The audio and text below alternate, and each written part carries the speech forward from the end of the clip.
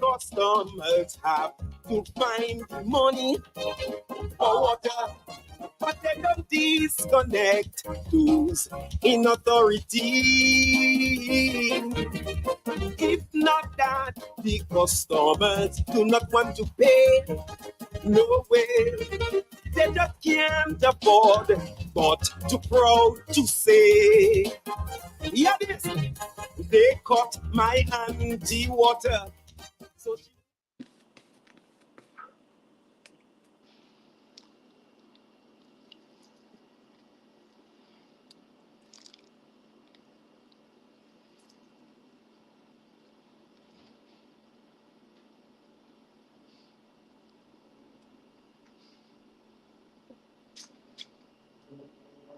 Sports Wrap, your dynamic, riveting weekly sports show on Q95. The entire Caribbean is listening to Sports Wrap on the big station every Thursday from 6 to 8 p.m. with renowned veteran sports commentator and retired magistrate Ozzie Lewis, famous cricketer and sports analyst Lockhart Sibo Sebastian. Sports Wrap, your one-stop shop for unique, inclusive, in-depth analysis of local, regional, and international sports, bringing you the best in sports debate and up-to-the-minute information and statistics. Sports Wrap, every Thursday, 6 to 8 p.m. 2 exciting hours of pure, exciting sports talk. The experts are in the house. Sports Wrap, every Thursday evening, only on the big station, only on Q95. Lock it in.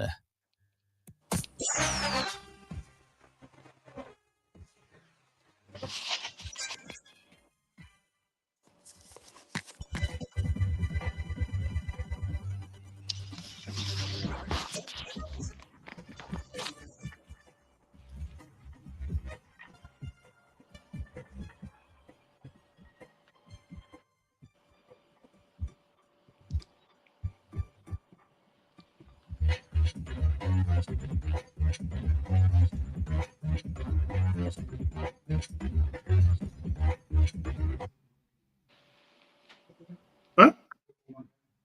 Good evening and welcome to your favorite sports program in Dominica really. And we on 295, I am Lockhart Sebastian, and together with me is Emmanuel O'Black and Thompson Fontaine.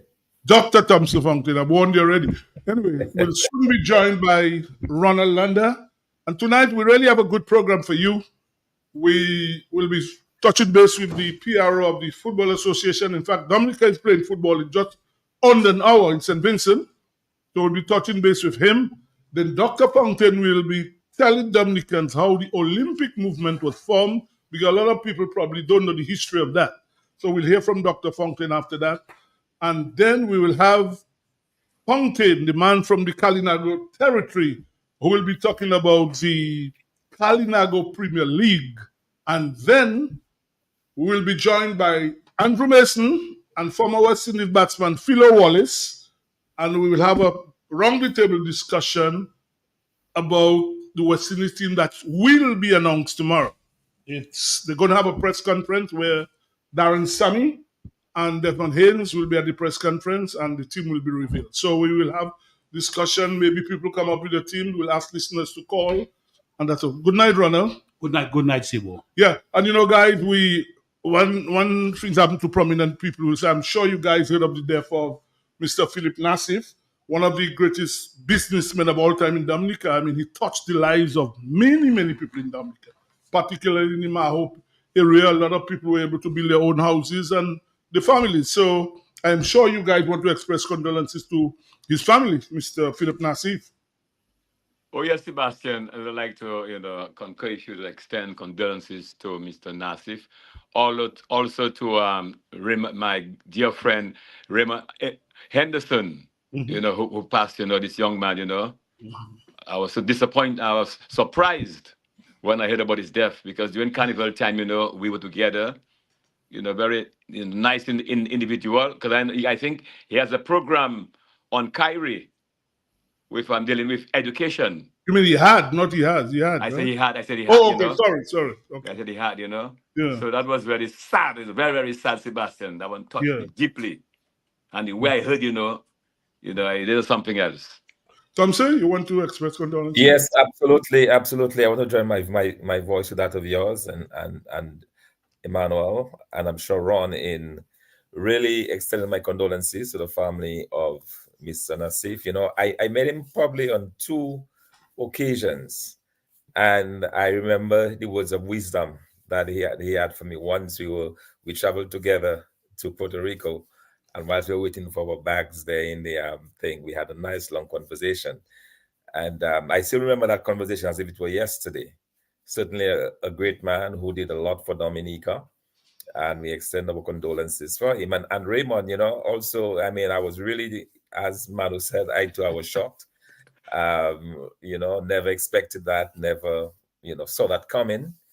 And that is something that, you know, I think in Dominica, it probably tells us that we need to wake up to, you know, issues of mental illness and how people deal with stress and all those things, because that's you know, probably I can, if I can remember correctly, probably the 4th or 5th suicide of young men over the past couple of years. So it is a problem, and it's something that we will absolutely have to look at. Yes. Mr. Philip Nassif, a lot of respect to you, sir. You started Dominica Coconut Products, and you brought it to such a high level that Dominica Colgate Palmolive had to come in and take over Dominica Coconut Products and take it to that level. Colgate Palmolive saw what you were doing, and they saw you as a competitor. You buy out a competitor and you put him out of business. And the guys in Dominica never recognized that. Colgate Palmolive brought Dominica Coconut Products to a very high level. They brought it to that level to recover their investment. And they moved out. But the managers of Dominica never recognized that and allowed that to go all the way down the road. Interestingly, Ivo has started something again with the soaps and so on. I hope that he can work it out. But 2 other people I want to talk about very quickly is one of my mates, one of my early mates in the Botanical Gardens. We worked together for a long while in there, and we enjoy the Botanical Gardens, the playing field, and the fruits and vegetables. Bombay, Donovan Christopher. We buried him early on this week. And Bombay was a very, very good man. The other guy I want to talk about is Dana Ito, Jalayan, Yogal, another very outstanding footballer. For Spartans, when Lennox State Daily came on the radio, DBS, and said, Dana Ito, 2 goals. Dana scored 2 goals. Dana Ito, 3 goals. Dana scored 3 goals. And then I moved from Spartans to Kensborough to the national team. I'm going to put Dana to rest tomorrow. And it's something that I'm very, very unhappy about. But that's how it is. I tried something to recognize Dana before he passed on, but I didn't get the support that I required. Okay. Now, gentlemen, there's an issue I want to deal with, yeah? There is this practice by supporters, members, sympathizers of the United Workers' Party to be washing all their dirty underpants, all their dirty half-sleeve, their dirty panties, dirty old pajamas in the public. This practice needs to be stopped. My brothers, cool out. This thing about infighting will take us nowhere. The enemy is not within, the enemy is outside there.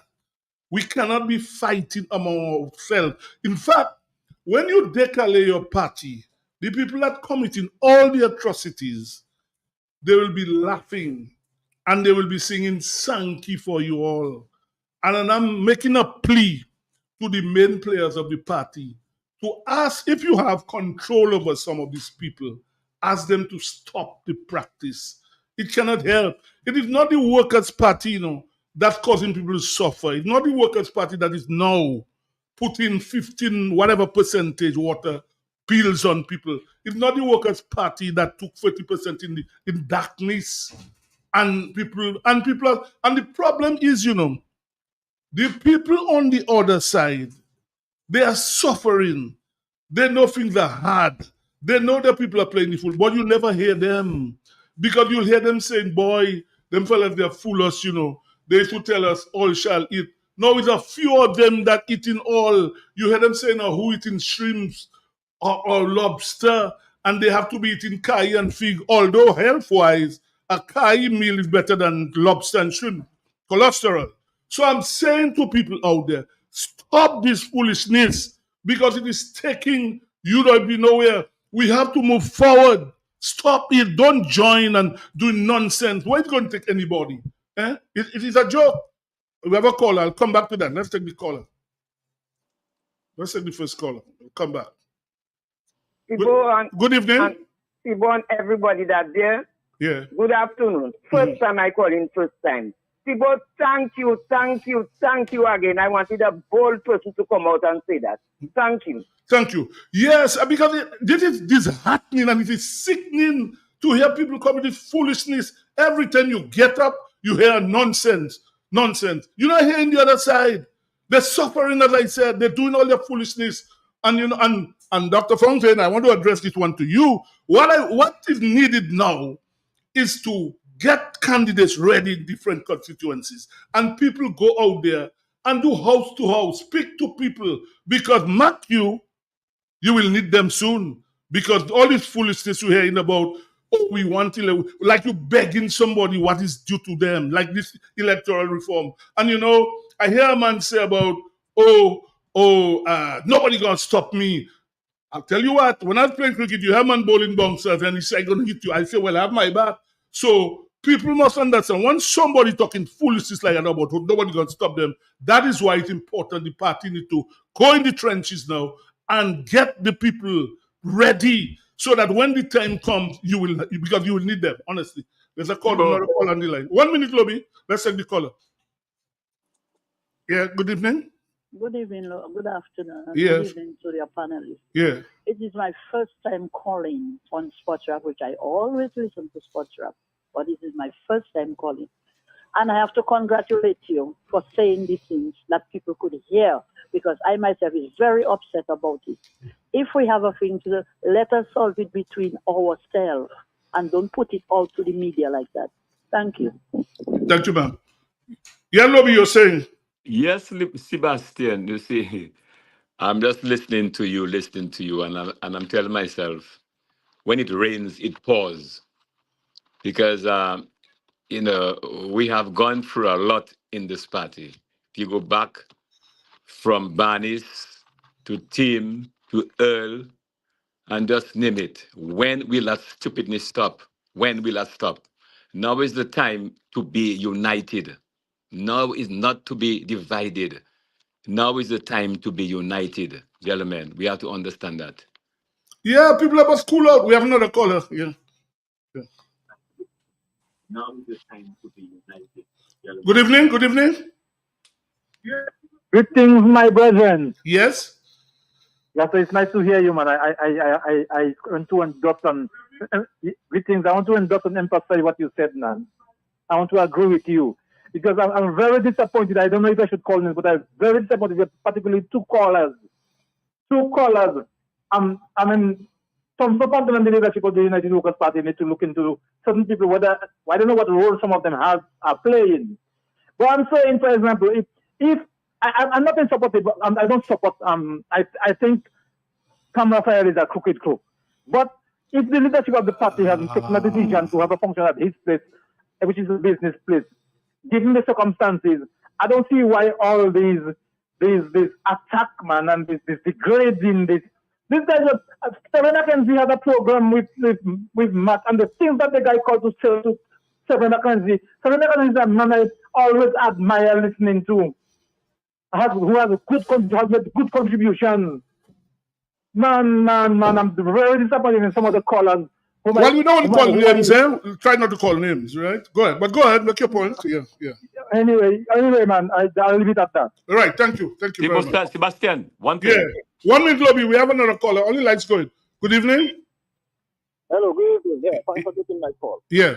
My conclusion here is either we have a set of a linear in Dominica or we under a serious spell in Dominica, because it's like every time something good is taking place, some opposition is coming up against it. And I agree with you. I like your admonition, and I'm happy it's coming from your mouth because you're forceful and you're straightforward. I give thanks for you. Thank you, man. Thank you. That's all, Lobby. A lot of calls. Yeah. 1 minute, Lobby. You'll make your point. Yeah. All the lights are good. Good evening. Good evening, gentlemen. How you Lulu, by the way, before you go, I saw Elmon buying a beverage this afternoon. I hope you're not partaking in that kind of beverage. Anyway, go on. What kind of beverage? Well, I cannot say it on the radio. Anyway, go on. One beverage is same by the drug. Okay, go ahead. Well, see, and that's what you said when you are grown men acting like children on a radio, saying who they're supporting and what they're doing and what they're not doing. It was something real childish and stupid. Have a blessed evening. Thank you. More callers. That's all Lobby. All the lights good. Good evening. Good evening, Sibo. Yes, sir. Good evening to you have the Ronald. Dr. Fountain is there, Lobby is there. Dr. Fountain, good evening, sir. And Lobby. Sibo, I support you 100% and you're absolutely right. But I'm glad that Dr. Thompson is also on the show because I think that's part of the leadership job, to stretch an olive branch, to get everybody on one note. We all have to sing the same song. So as I said, I support you. I think you're absolutely right. You're correct because we have bigger fish to fry. So we all have to be with one another and support our leader. But I always believe he has a job to, as leader, to stretch hands to those that for him and against him to move this country forward. Thank you, Sibo. Yeah, thank you. Lobby does now. We still have a few more callers. 1 minute. Okay, go ahead, Lobby. Go ahead. Yeah. Yes, Sebastian, you made a very valid point there a while ago when you said to Dr. Fountain, it's time that we start rallying our forces in each constituency and get things going. It's very, very important. That is very important. Yes, because you'll need them. You'll need the people because these guys ain't going to give, like I hear people begging for electoral. They're not give it. So people must stand up. So that is why people must be in the constituencies doing their work, meeting the people, and because like I say, these people will be required. I'm saying that there. Ronald, you want to make a comment? I want to make a lot of comments on that. I'm trained at the graduate level in economics, accounting, and management. And I've been around in Dominica for quite a while, with a lot of experience with the Junior Charles regime, with UWP, and this common regime now, this Labour Party regime, where you have brilliant, mentally challenged politicians and loyalists in senior position enjoying themselves and bringing Dominica into crumbs. The areas that I want to talk about, I trust that in the very near future, in terms of the economic areas, that we'll have a program to discuss economics. But what I want to focus on tonight is Dominica is falling apart. Look at the productive sectors. Dominica is falling apart. Look at the infrastructural sectors. Dominica is falling apart. Oh, yes. And Dominica needs an alternative. And right now, we've got a very good alternative in the persons of Thompson Fontaine and Ronald Charles. And I'm saying that all the persons who support the United Workers' Party for one reason or the other should rally around Dr. Thompson Fontaine. Dr. Thompson Fontaine and I went to school together in Barbados. Thompson Fontaine is my brother. Dr. Fontaine did a PhD and spent 10 years at the IMF, fixing economies all over the world. He fixed centrist economy. He's now in Sudan doing some work. And this guy could be anywhere he wants to be in the world. And the guy is making himself available to Dominica. He and Ronald Charles is another remarkable person. I'm begging all the persons, all the Dominicans, all the persons they're thinking to support and give the support to Thompson Fontaine and Ronald Charles so we can provide Dominica with a good alternative for development. If we don't provide that alternative, Dominica is going to disappear. Yes, we have another caller. More than one, in fact. Good evening. Hi, Sibo. How are you doing, my brother? Hey, what's up, man?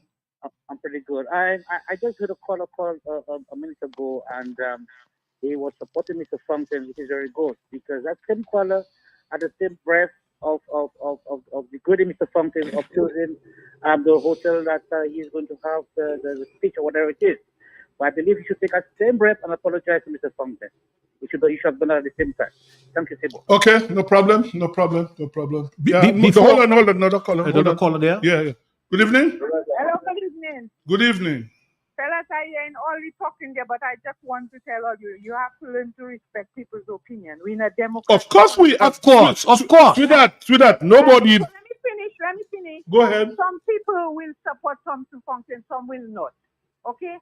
Not because he's the leader, everything he say we must jump behind. We have to clean our house from inside. We have to get it straight, and then we will rally. Oh, okay. No crookedness. Okay, hold on. I heard you. What I am saying, there are good ways of solving problem. Going outside there and saying all kind of things in public, it doesn't help the party. You only destroying yourself. If there's a problem, there's a management committee in the party. They meet on a regular basis. That is why members of the party, I'm sure they can call Dr. Fountain and express their feelings. But going outside there, because you don't hear the other side doing that, do you? Or you don't want them to go outside, you want them to stay inside. No, and solve your problem. Okay, I agree, you can stay inside first. But if when you stay inside, they're not listening, you have to go outside. Well, right, but the first objective is to solve the problem inside, see if you get out before you go outside. This thing about people on the radio, all over the place, you're only destroying yourself, darling. Because I myself, I believe in principle, and your party have to operate how it's supposed to operate. I agree with you, but what I'm saying, solve the problems in there. Straighten them before it gets too late, like Terry. Straighten them up. Thank you. Okay, thank you, darling. We have another caller. A lot of the lights are going. Yeah. Good evening. Hello. Yes. Good evening, Sibo. Hey, good evening. Hey, what's up, man? Doing good. Let me say good evening to our distinguished leader, the Honorable Dr. Thompson Fontaine, and Lobby, and also. Hi. Are you there? Yeah. How are you? there. How are you? How are you? And Lobby and my Ron, Good night. and everybody who's in studio. Yeah. You know, I kind of missed the early part of the program, and I just picked it up maybe about 2-3 minutes ago. Mm-hmm. So I didn't hear what was said, but I'm kind of having a feeling as to what was said. Mm-hmm. But I, as a senior in the party is 36 years old, and I've been in the party for 34. And I was a former vice president of the party. I was a former two-time candidate of the party. I was a former member of the management committee for over 20 years. Also a former member of the nominations committee. So I've done the homework. I've done my time. I want to call on the party supporters. I'm making a plea to them. Stop all this wrangling. I don't know what is the agenda. I don't know if they're receiving inducements for the lines that they take in. All those are possibilities. But regardless to what it really is, I want to call on them. Let us stand together. Our party is the United Workers' Party. The first word in there is united. And let us never lose track of that word. That is the operative word there. United. Let us stay together. There are a lot of their gigantic issues facing us. And these little wranglings about who like and who don't like and so on. We've had enough of that.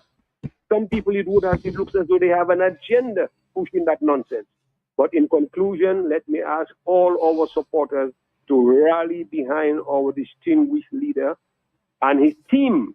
We in the United Workers' Party, we don't run no one-man show. It's a teamwork. So that is our leader and his team. And let us rally behind them and get all our party organs going. We're trying to get our own organs going here in Portsmouth. But I want every constituency to get on board and let us give our leader his full support 100%. If you can even go higher than 100, go higher. That's the gentleman in the interest of time. Thank you, Pat. Thank you. Have a good night, man. Thank you. Thank you to Bloaters and Gerard down there in Portsmouth as well. No, go ahead. I'm a free thinker. I'm not associated to any political party. Ronald, hold on. No, you are not calling it like it. Good evening. Hello? Okay, go ahead. No, hold on. Sorry, but You have the person good there? evening. Go ahead. Hey, good evening, Sebo. Good evening, gentlemen. Hey, good evening. Sebo, well said, but also Thompson Fontaine. Start getting your 21 individuals ready, okay? Hit the ground. Let the people know that you have your team ready and you're ready to go, okay? And thank you. You guys have a good one. Thank you. Yeah. Good point. I'm a free thinker. I'm not associated to any political party. I don't have any political badge. I've gotten a lot of blows in Dominica. I love Dominica. That's why I'm still in Dominica. And I think that what we need to do is to get proper persons to manage our country. The guys who have been managing our country for the last 20, 23 years have been doing a very poor job. You look at the growth sectors, and everything is crumbling around us in Dominica. The Workers' Party, my brothers, all you need to rally around all your high-quality leader, Thompson Fontaine and Ronald Charles, and work with them. You all made a big mistake with Julius Timothy. Julius Timothy was in a position to transform your party. But some guys didn't like Julius Timothy for one reason or the other. Julius, I hope you relax yourself now. But please do not make that mistake again. Because if you all make that mistake again, Dominica is going to continue to deteriorate. Dominica is falling apart. Dominica is crumbling. One thing I warn in, I still have my bats, and people that's not falling in line, I hit them cool badly in the head. So all people playing the fool, I still have my bat. I'm warning you all. Stop this nonsense there. People, it must be united. People can't be openly all over the place talking all kind of nonsense. Please stop it. Falling it. Stop, sir. Right? Stop, I say. Point to côté. Municipal say somebody. I take one area. I take one area in terms of agricultural development.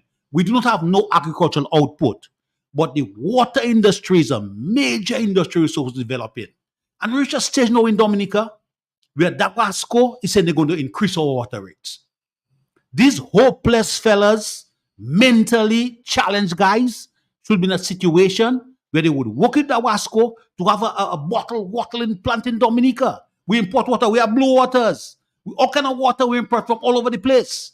We're supposed to, in Dominica, to take care of our water industry and be exporting water. Even water-based products. We bring in beer from St. Vincent. We bring in soft drinks from St. Lucia. What's happening in Dominica? There's poor management. And I'm saying that Thompson Fontaine is an associate of mine. I have a lot of confidence in this guy. I will support him. I try my best to make my contribution to these current guys. But they thought I was not one of them. And they victimized me and pushed me aside. I still want to help Dominica. And my last few years, I want to make a bigger contribution to the development of Dominica. No, what you say that? You mean you're going to die? That's what you mean? I don't know how long I'll be here for. Are you planning to die? No, I don't plan to die. Okay, let's have a caller. Good night. Good night. Hello. Good evening. Hi. Yes. Hi, good afternoon. Good afternoon to everybody, your whole team. Thank you. You know, I really didn't want to get involved in that entanglement, but the one day I decided to stay away from my phone, stay away from social media, it took me a whole hour to catch up with all these voice notes going around from all the only party I voted for in Dominica was the United Workers' Party. And I'm so disappointed in all these things going on. I mean, come on, guys. We are fighting for the same cause. What is all this about? It has a Sudan party. It has a Marigot party. Come on. The division is crazy. We got to stop it right now. I mean, come on, they're all blasting at us, and the Carrots and the Laborites. I mean, they're having a field day. Come on now, guys. We can do better than that. These are educated men, you know. I hear this other one from the U.S., the Maryland side. I mean, this man is educated. Thompson is educated. Educated men. That's not boys on the block. Come on, guys. We can do better than that. Well, like I say, the idea is to solve matters indoors. All this thing outside, they're serving no purpose. The other side, all their people suffering. You'll never hear them talking. They're suffering in silence. They're dying in silence. They know, according to them, is one group of people eating everything, but they're never going to come out. So I'm saying to members of the party and sympathizers and well-wishers, Stop this practice. No, I'm begging you all. I'm pleading with you all. Stop it. Get together. The enemy is not within, it's outside there. And things not going to get better. Things going to start getting rough soon. So that's why everybody must fight and fight as we take our first break.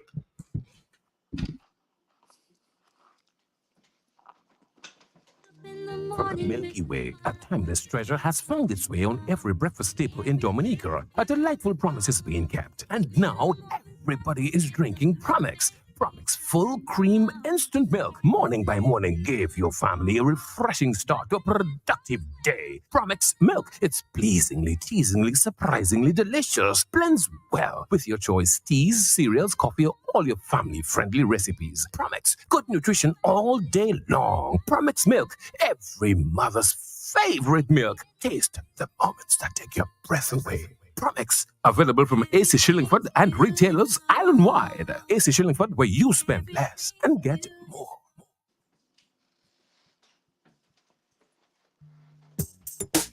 Rudolph Thomas Enterprise in Portsmouth, your suppliers of building materials and hardware products. Over 20 years experience in the business. Rudolph Thomas has lumber and plywood, Portland and tile cement, steel rods, galvanized and fenced pipe, and Rudolph Thomas can meet all your wire needs. Galvanized roofing sheets, doors, windows, toilet sets, face basins, and bidets. PVC piping, fittings, and lattice. Check out Rudolph Thomas for ceramic and vinyl floor and wall tiles, nails, nuts and bolts, paint and painting supplies. And check out their line of electrical and hand tools. And Rudolph Thomas is your one-stop shop for hard-to-find items like fiberglass mat and fiberglass resin and welding rods. Go now to Rudolph Thomas on 1240 Bay Street in Portsmouth.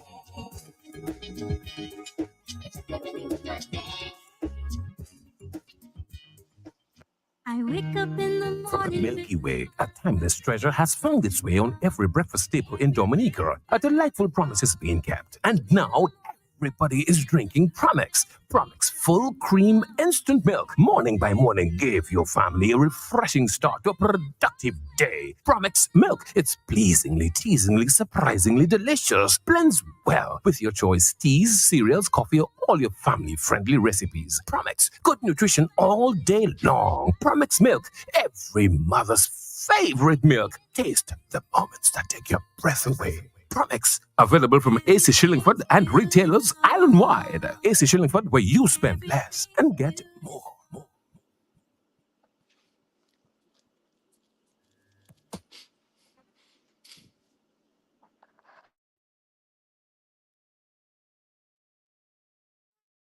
Hello. Football Association, Eddie Lawrence. Good night, sir. Good night, Mr. LeBlanc. How are you doing? Well, I'm not Low Black. I'm Sibo Sebastian. Sibo. Yeah. Listen, first thing, Dominica will be playing. They're playing in about 20 minutes? About 20 minutes, yes, sir. Okay, in St. Vincent. So I guess we'll have the result maybe even before the show is over. Oh, no. No. We finish at it. Because if it starts at 7, we'll probably have the halftime. So what you can do, you probably can send me the scores as the match is going on so we can keep mentioning it on the radio. As soon as the stream is made available, I shall do that. Okay. Now, tell us, Ebby, you had the President's Cup last week. Was it that you had last weekend? Yes, we had the President's Cup. We have 7-6-7 East Central going forward. We have as well the President's Cup. 3 of the teams is on a hold for the time because of the national team being out of state, and most of the players are engaged in national duty. But for now, the President's Cup is on a hold as they continue with the first division. Yes, okay. So there's no President's Cup this weekend, right? No, none this weekend. So what you had last weekend, you said? We had 3 games in the President's Cup being played. And out of the 3 games, we have East Central going forward. Valvoline United. Valvoline United. I can't recall for the other one because I put my notes all over the place. But so far, 3 teams have made it through the next round, in round 8. We're just awaiting when the national team returns and the President's Cup continues. We will have the other teams playing the necessary games that they are allotted. Okay. And Abby, the match in Dominica is next month, right? The 9th of June, yes. Oh, that's soon. That's very, very soon. So you have these two practice, any more practice games before the match, apart from the two in St. Vincent? I am not in a position to say yes or no, but I know for sure if that is to come, the public will be fully aware. But for now, I know of these two. Let me ask you, Abby, was it you or the manager who made a comment that the private sector has been working with you guys in terms of time off and everything has been sorted out and that sort of thing? Was it you that made the comment or the manager? Well, the manager made it, and that was one of my greatest comments on one of the shows, asking the private sector and even the government to allow the players time to really gel, to get themselves composed as a team. So going forward, we've seen those that are working with the private sector showing great strides, because the private sector is working now in collaboration with us so as to better the product that we are looking forward to developing. So we want to say hats off to those that are on board, and those that are behind. We encourage you to join so as to make a name for yourself, a name for the company to which your players represent. Are you aware, Abby, that one of your members in St. Vincent now currently will not be getting paid while in St. Vincent, a member of your management team? Are you aware of that? A member of the management team? Yes, and I want you to investigate it. Yes, a member who works with the government system currently in St. Vincent is not being paid while he's there. You're sure it's of the management team? I am sure of that. We never say anything on Sports Rap if you don't have the facts. We have been here for 10 years and nobody could ever sue us. I am sure of that. And when you get it confirmed, I want you to call me. This has not been political. No, not political. No. I will investigate, and if that is the case, we will find out what went wrong. Okay. Yeah, but unless if the person took leave or went out without the government's permission as well, so you should know how the system works. No, the person is there. The person is not going to be paid while they're in service. And you say management? Yes, a part of your, not a player. It's not a player. Part of your management. I have the list of management. I'm just scrutinizing as we speak. Okay, so do that. And what I want you to do, you can text me. You don't have to say it publicly. You can text me or call me. No. I'm very diplomatic. I know exactly how to get this thing done. Okay. Any guys have question for Abby Thompson? Yes, the first division is going on. Okay. The first division is going on. We saw Exodus versus Collio last night, Collio FC, and Sibo, you need to put a little more juice with your Collio fellas. They got 6 from Exodus. Well, Collio always done it for cricket, my brother. That's football. Football is always evolving. So they got 6 from Exodus, that is in the first division, and the Mighty Avengers versus ACF Maribel Parish United. Mighty Avengers won Parish 3-2. Tonight, as we speak, Sugar George win George Academy is coming up against Trafalgar, and Granville is coming up against Karibishi. That's in the first division. So, like I stated before, football will be a continuum. It's no longer going to be breaks and they are here and there. So you will see progress as we go along. Okay. Anybody want to ask you a question? Lobby, Ronald, anybody? You have any question for Abby? Sebastian, just what you said about a member of the management team working for government. Well, I didn't say the government system. The government system. That's well, if you say the government system, I mean, isn't that strange? Well, I don't know. Well, as I say, I challenge anybody to say what I'm saying is not the truth. That's all I tell Abby. Do the investigation, and then he can text me privately and quietly. Because I am certainly sure that the FA must write for time off for every member. Mm-hmm. Exactly. Right. Well, so I mean to say, and exactly. Yeah. So that is, and I mean, look, Sebastian is giving the news that he's not crazy to come on and say that. I know that he's not crazy. Right. And this is, I wouldn't be surprised at all. I wouldn't be surprised. but nonetheless, Mr. Sebastian, Mr. Loblack, we had a very comprehensive retreat last weekend. Okay, tell us about it then. Tell us about it. The Football Association, the executive members met, and like we stated, we want to see the ratings of our football move from where it is, from 180 to 150. We are ambitious, so we have since started to work on a strategic development plan. Very good, my brother. Very good. I will be calling actually on some of you on Sports Rap with the marketing aspect of football, because sometimes, people give you blows for not knowing. And like I said to people, when I took on the helm of the NPRO, one of the first questions that I asked was, what was the marketing plan for the Football Association?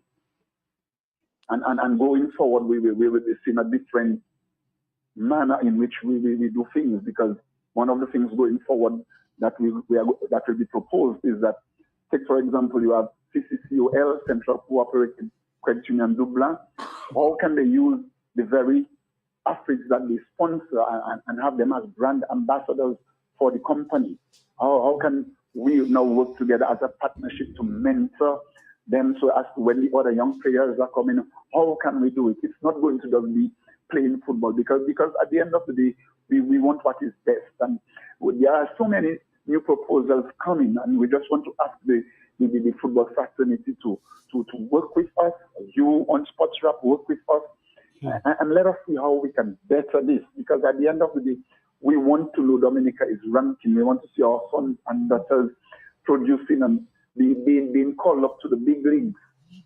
And hence the workshop last weekend proved to us that yes, we are behind, but I always say 1,000 miles begin with one step. And we were bold enough to take the step and say we are not running football as it was before. We want now that the players themselves see that, hey, you elected us, and hence the reason you elected us. This is where we are with what you ask of us. Okay. Question. Go ahead, Lobby. Yes, I'm happy to hear that you want to move from 180 to 150. I know it's not an easy task. First of all, we have to look and see in the OECS if we can regain our number one, and see what inroads we can make into CONCACAF with the big teams in CONCACAF. Mm-hmm. And this is very, very, very, very important. We have to see what inroads we can make into CONCACAF to move to get that 150. We have and the owners on the players. Mm-hmm. Yeah, Ebi, right now in St. Vincent, what international players do we have as part of our team? Well, we do not have none for this leg. Only local players. What strategy that was deployed is that most times we want the overseas base, but there is as well a good foundation within our local leagues and the technical teams together with the management. So to go up with them, not to ask to not bring in the foreign players, because the foreign players will be called up shortly. So I have to just see how well they blend and how well they gel. And as we were saying again, the product that we want to develop, it will be an all-encompassing program. So they are in St. Vincent not bashing and pulling out from the foreign players, because they will be called out. And I want to single out tonight Mr. Troy Jules and my friend Juju for really performing in the international market. They show that Dominica got what it takes to really make it into the international arena. So when the time will be called for them to come, we will see on the 9th of June foreign-based players as well. Okay, well, in fact, let me give you the 11 that's starting now. In 10 minutes' time, it's Jerome Burkhardt in goal. There's Jahim Maxim, Zion Emmanuel, Eustace Marshall, Marcus Bredas, Chad Bertrand, Brian Thomas, the captain, Kian Thomas, Javid George, Odell Laville, Savio Ansel. The substitutes are Williams, Douglas Challenger, Warrington, Nick Anthony. These are the reserve, the subs, okay? Yeah. So I just gave the 11. The match starts in a few minutes' time. In a few moments. Yeah. And I'm going to say, I will call you. Okay, keep us posted in this call. No problem. Thank you very much. Thank you. Have a good night. Thank you. So what I like right now in sports in Dominica is that during the dry season, we played cricket. And during the wet season, we played football. But now I'm seeing the emergence of a lot of sport in Dominica. The Dominica Cricket Association under Clement Marsley, the Dominica Football Association under Glenn Etienne, Dominica Basketball Association under Donnie Robinson, the Cycling Association under Ronald Charles, Chess Federation under Larry Thomas, and the Dominica Athletics Association under Brendan Williams. And these associations are playing sports throughout the year, which is very good for the development of sports in Dominica and getting our young people involved in sports in Dominica. Okay, so having said that, we have the all-rounder with us, Dr. Thompson Fountain, the historian, the weather predictor, the economist, the finance man, who's going to tell us now how the Olympic movement started. Because a lot of people in Dominica don't know how it started. So, Dr. Fountain, over to you, sir. Yes, Emmanuel. Lobby, thanks. And again, good night, everyone. You know, it's important for us to be having that discussion tonight. And as Ron was talking about the evolution of sports in Dominica, it took my mind back to many years ago. I mean, right now we are happy. We are part of the Olympic Committee, but it's a long and very difficult road for us. You know, I joined the Dominica Amateur Athletic Association in 1988. I was as the secretary. I had the pleasure to work with Mr. Loho Black, and the president of that association was Mr. Stephen Agar. And one of the first issues that I found out about when we had our first meeting was the frustration that we're having of not being a member of the International Olympic Committee. The year was 1988, and of course that year we had the Olympics, the Los Angeles Olympics, and was it in Seoul? Anyways, I think it was in Korea in 1988. Los Angeles was in 1984, and Korea was in 1988. And Dominica was not present. And we had at that time, we had very strong athletes who could not participate. So that became a very serious issue. So I decided that would be one of the things that we as an association should really take on and see how we can get that issue resolved. So I began to do my research. I found out that Grenada had joined many years before us in as late as 1984. Antigua had joined in 1976. St. Vincent had joined the year before in 1987. And Dominica, St. Lucia, and St. Kitts and Nevis were the 3 countries that had not been able to get into the Olympic Committee. Now, at the time in 1988, I was working at the statistical office in Dominica. I would leave statistics at 10 o'clock in the morning to go to the Sixth Form College to teach students economics from 10 to 11, come back into my office, continue work until 1, go for lunch, leave at 2 o'clock to go back to the Sixth Form College to teach students statistics who were doing math, come back to my office after that, work until 5 o'clock, leave 5 o'clock, go and teach students at UWI doing math and statistics. That was my schedule during that time. And that's the time when I decided to take on this track and field thing. So in 1991 now, I was sent to Malta to attend the IAF, the federation that's overlooking, the body overlooking the track and field. And we had a big conference there. And I met with the president, with the other representatives of St. Kitts and Nevis and St. Lucia, and we began to discuss how can we force our way into the Olympic Committee, because we have been ignored over all those years. For some reason, they have not been accepting us as members. So they appointed me the spokesman of the 3 countries, and we came up with a plan that we would make a public appeal to the IAF to make a case on behalf of the 3 countries.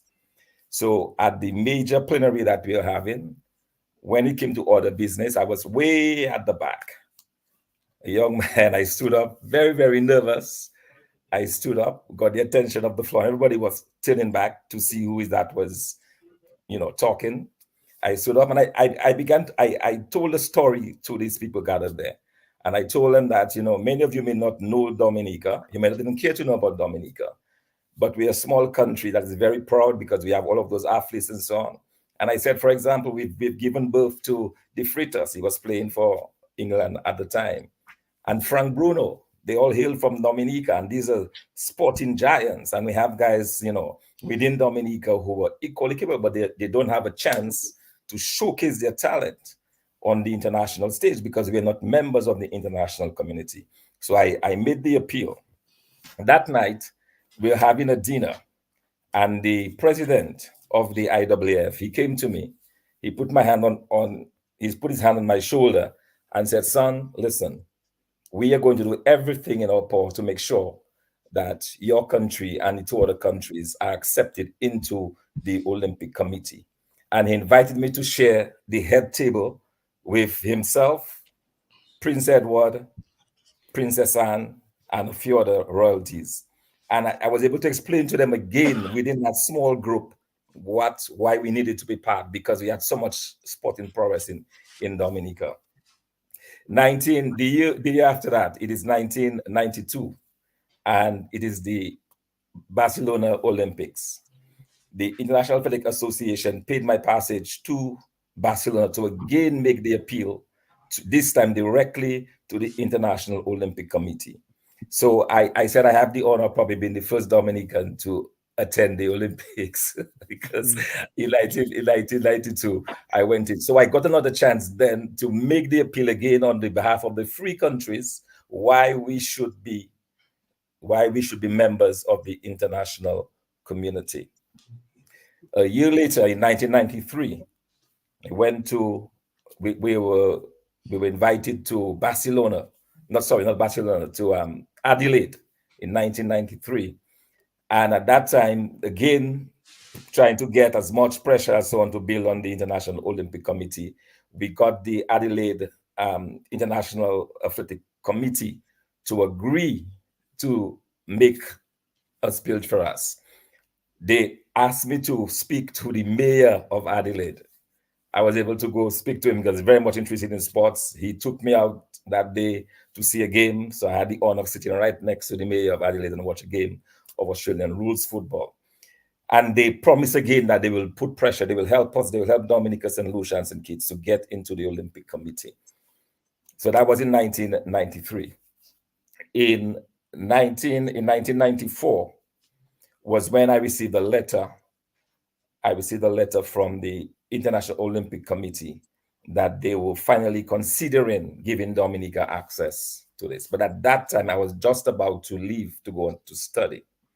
So I took all of my files, including the invitation for us to attend an important Olympic Committee meeting in Puerto Rico. I took those files and I went across. I gave them to Mrs. Joyce Rabes. I told Mrs. Rabes, here is the history. All the files are there, all the correspondences and so on with the IOC.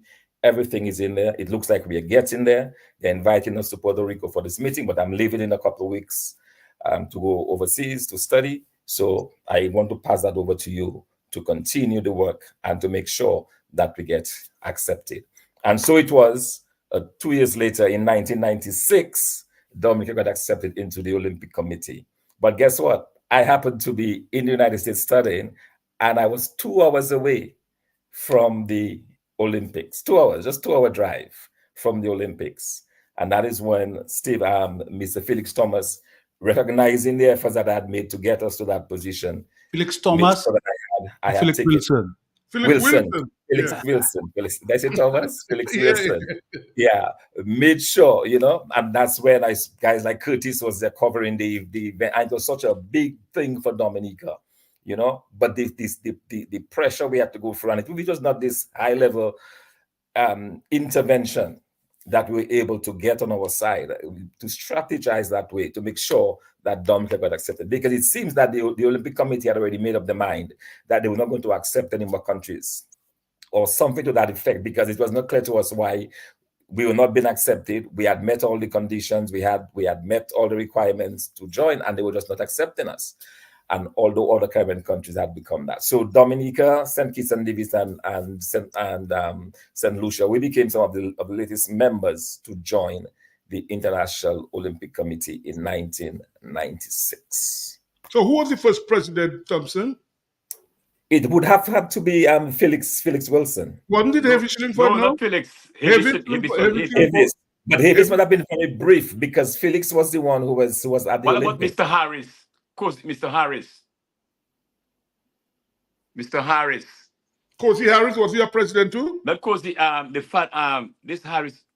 Oh yes. You're absolutely correct. You're absolutely correct, because the National Olympic Committee was already formed. Formed, It was right? already formed before the. But when they went into the Olympics and we accepted, it was Felix Wilson. Felix Wilson, okay. But you're absolutely correct. Yes, because it But was wasn't formed St. Have there sometime. before him? St. Have.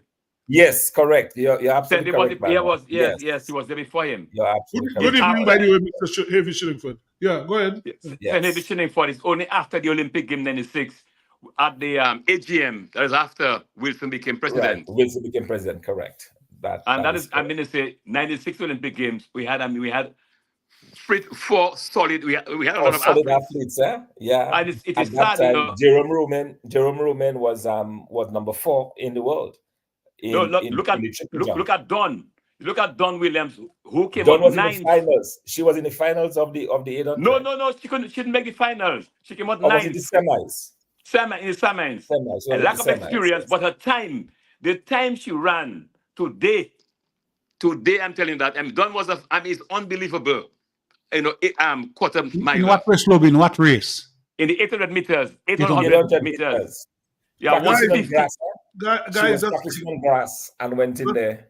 Let's take a pain. Well, it's sad news there. The father of Cedric Harris has just died. Mr. Didi Harris, know him very well. It's sad, yeah. I mean, yeah. In fact, Cedric and I spoke today. In fact, Cedric's supposed to be taking a team to Matnik this weekend. So, Mr. Didi Harris, I'm sure you know him, Lobby.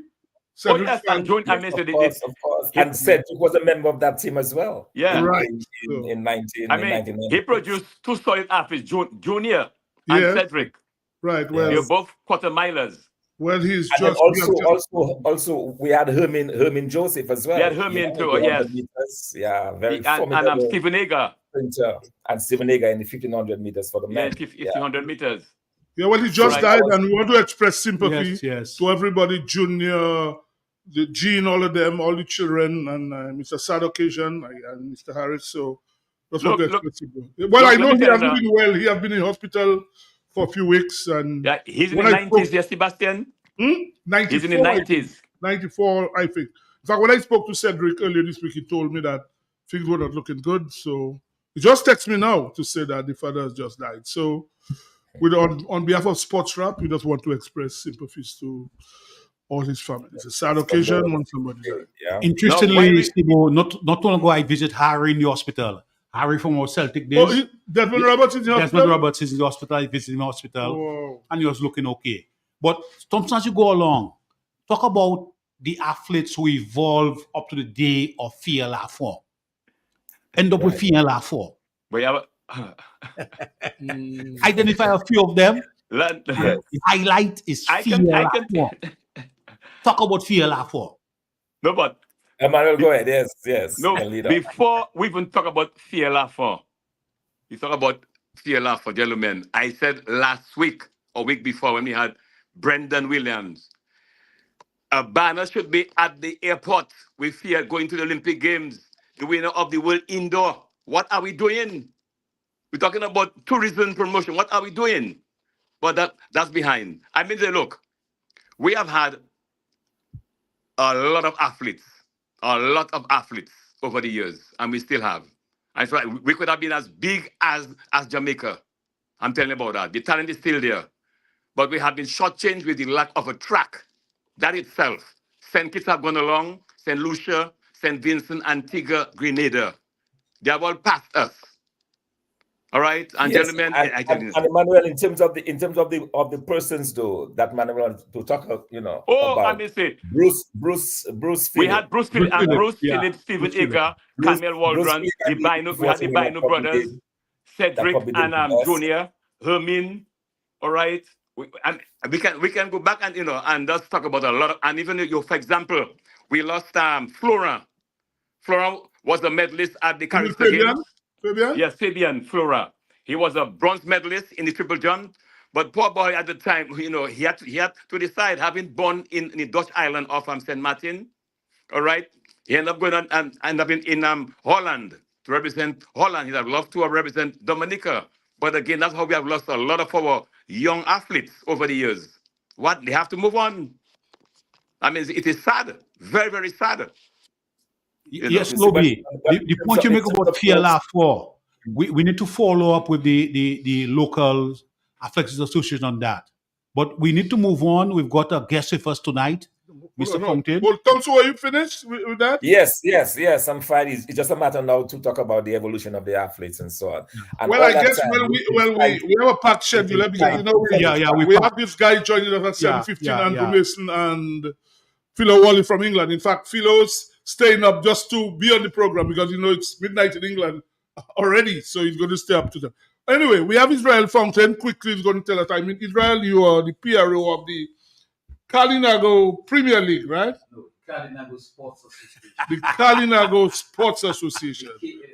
The KSA. So you're the PRO of that. Yes. So it's not only cricket alone you all deal with, it's all sports. No, all sports. But you come here now to tell us about the Kalinago Premier League, right? The KPL. The KPL. So when has it started, by the way? KPL started last week in Grandstand. We had a huge crowd on hand. The Kalinago people, not just the Kalinago people, I would say, Dominicans on the whole, because they were crying out, when is KPL coming back? When is KPL coming back? And they didn't disappoint us for putting KPL back on last Sunday. We had people from Portsmouth, all the way from the north. We had people from Granby, from Lapland and Dailies in the east, and the entire office. We had a very, very big crowd. The games were very, very excited.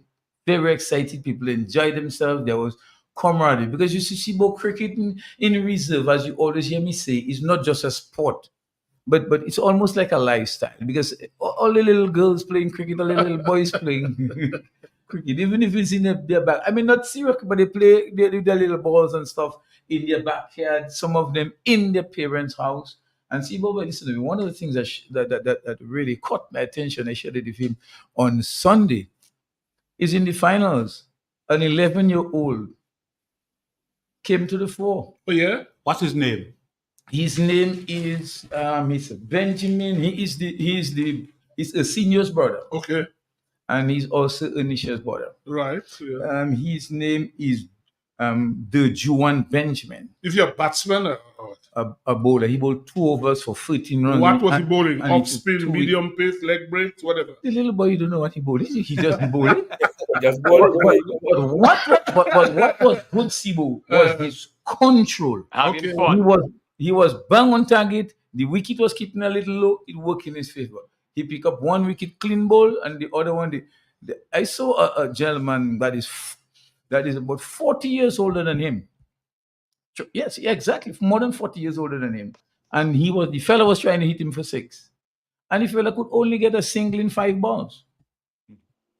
So that is what the KPL really bring. KPL is basically an entertainment activity for the Kalinago people, while it bring, on the serious side of things, it bring the talent of the young cricketers to fore. It is only 20 overs, yes. It's only 20 So overs. white ball you're playing, right? White ball cricket? White ball, yes. Okay. So when does the league actually start? Is it starting this weekend?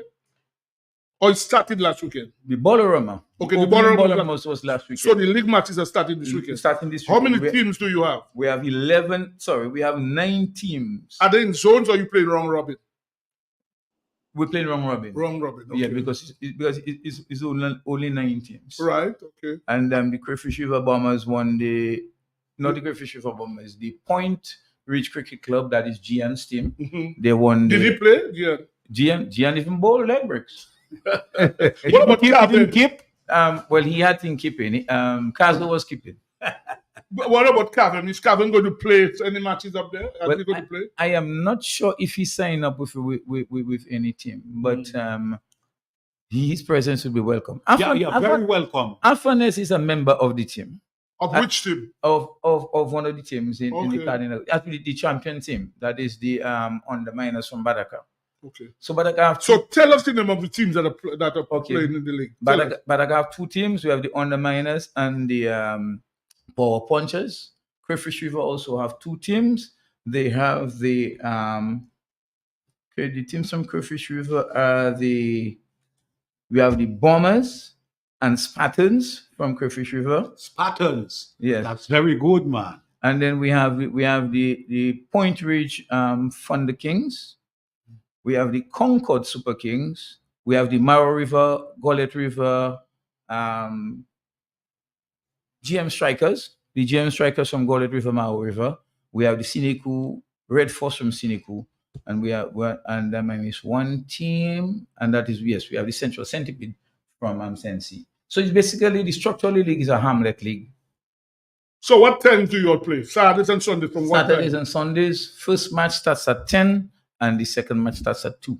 Okay, both days. Both days. Well, I've known of cricket up there. I mean, I've been up there during when I work in sports division. Apart from that, and always have huge crowds up there in the Jolly John.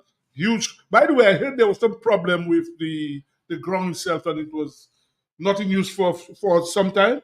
Well, you care to comment? Well, the Kalinago Sports Association was making an attempt to broaden the ground to international size boundaries. I think we had some discussion with Liam on that as well. Mm-hmm. And because we want to make sure, we want to know that when our players hit a 6 in Jolly John, that 6 could be a 6 anywhere on any ground. Well, you think you all have space there for that? I'm watching. I know the ground. We have space. We have already done the measurements and so. Okay. And so that's why we were looking to expand. Gadakan was going to assist us in expanding it in a bit, but then we had some difficulties in relocating the people. Some of the people that live. Okay. Some people had to move, and that have not been done yet. But hopefully we can get that done as soon as the KPL season is over. No, but when you say you had to relocate people, this is a big exercise. Can your committee really do that? If you're relocating people, you have to get housing for them, land. Do you all have the funds to do that? Well, that aspect will be taken care of by the powers that be. The but you all have spoken to them. Have you all spoken to them? The PAL rep is involved. Yes, the PAL rep is involved. The Carib Council is involved. Is involved in a whole process. The Crayfish River Development Committee is also involved. So it's basically a community effort, and we're seeking the whole aim. SIBO is to have sort of like a mini stadium in the area. So well, that's good. I'm happy for you. And that's the whole aim. And not only that, not just for cricket, but a venue where we can host other sporting activities and also recreation activities, sports tourism, and sports that is tourism. And this is come up and enjoy sports in the Kalinago territory. In the Kalinago territory. Yeah. And this is one of the things. Up to last week, I got several calls, maybe about 3 or 4 calls from individuals asking if we have space that they could stay for the weekend, because they thought we would have matches both Saturday and Sunday. So I have asked an individual who is involved in the tourism industry in the area, and she told me she's working on a project, and she's putting a listing together for us so that if people need accommodation, we can let people know where they can stay for a breakfast in bed. Or you mean when you all have matches? Yes, when you have matches. Oh, so that's something big you're having up there, man. Yeah. Israel.